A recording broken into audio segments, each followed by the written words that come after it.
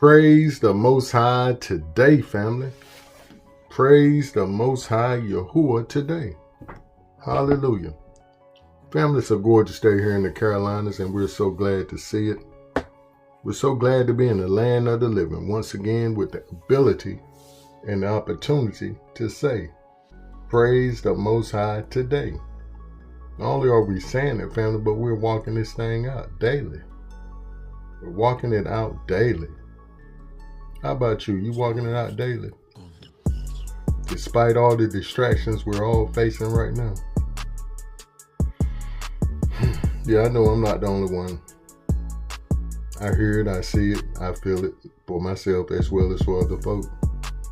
We're all seeing it. We're all up here with that hot water. And that fire is jumping.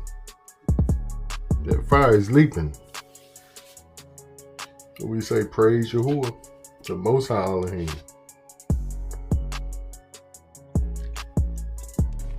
Hey, Abba. See, he promised to never leave us or forsake us. How many of us believe that today? I know I do. Because right before I went through this hill with one of them, he told me, you're about to see some things, Robert, that's really going to shake your faith.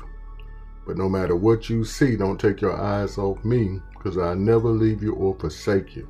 And those words have stood strong right up to this day. And that was the foundation of my belief. And of course, I've known him since I was a little chap out here on this farm, and whispering to me, and I going out and looking up at the sky, talking to him for hours if I could, without my parents saying, come on in, it's time to go to bed, or come on in, it's time to eat. I would always steal away from them. But that was the cornerstone of my belief. That's what set it solid.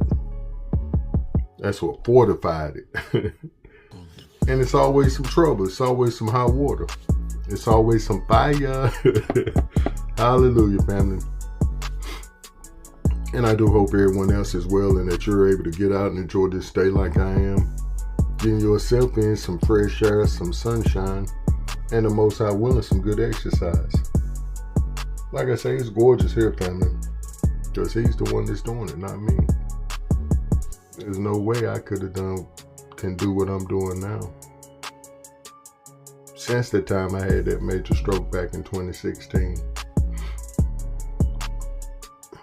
That brain procedure, the first open heart surgery, the 3 surgeries on my left leg to remove blood clots, and finally 3 toes amputated, all within a couple of months. Really all within a month.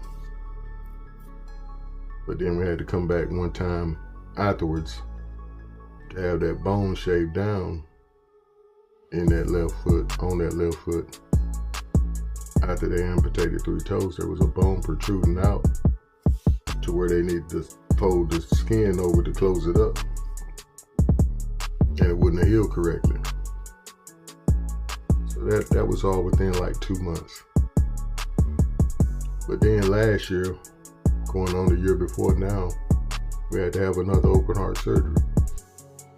Because the previous mechanical heart valve got infected.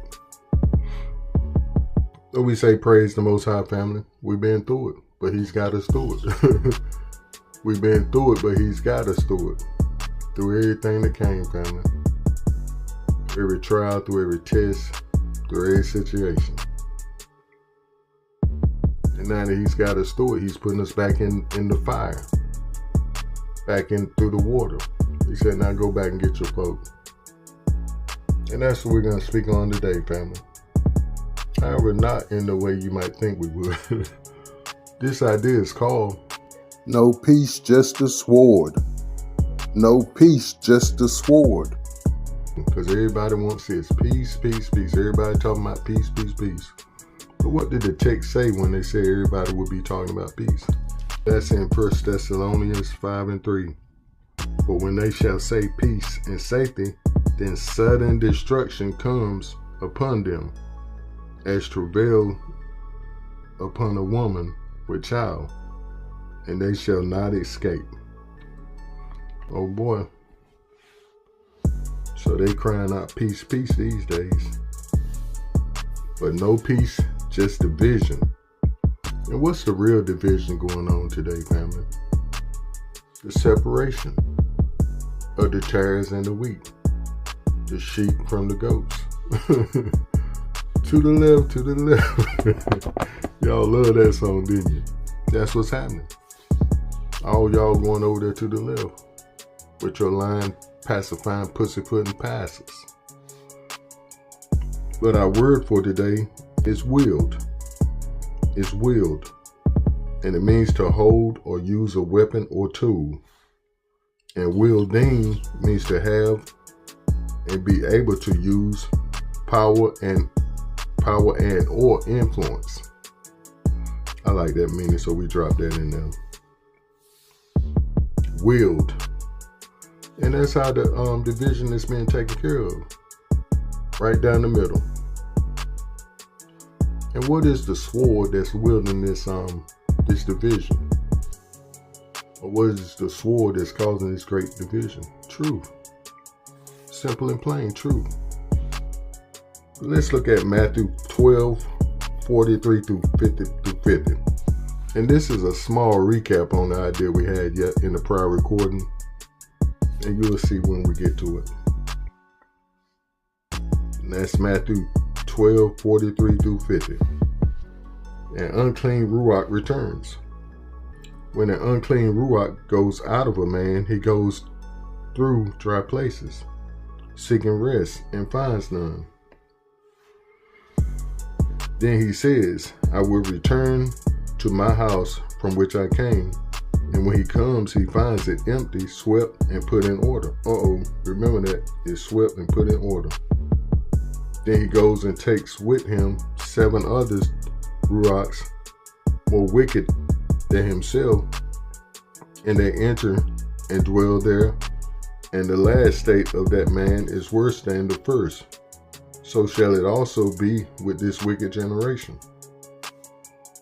Yahushua's mother and brothers sinned for him. Oh boy.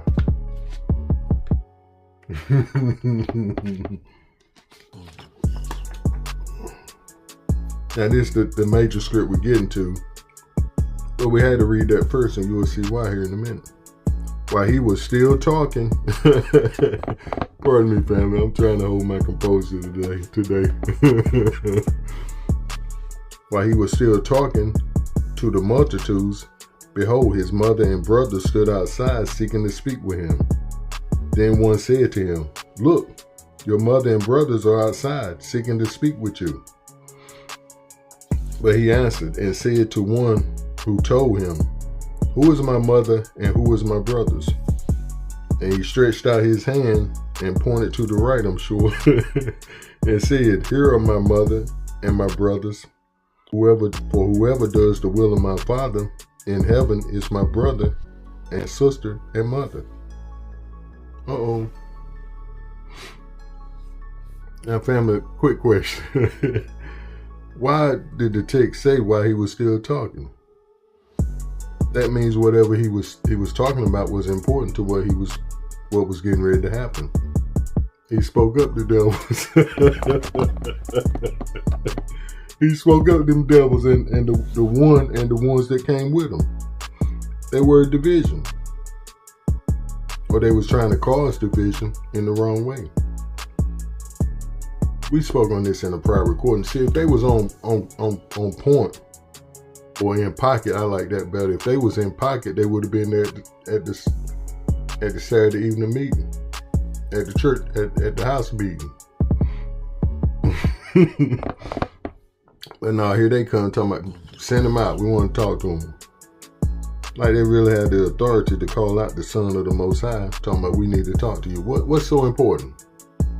What's so important than him sharing the Most High's word and what y'all got to say?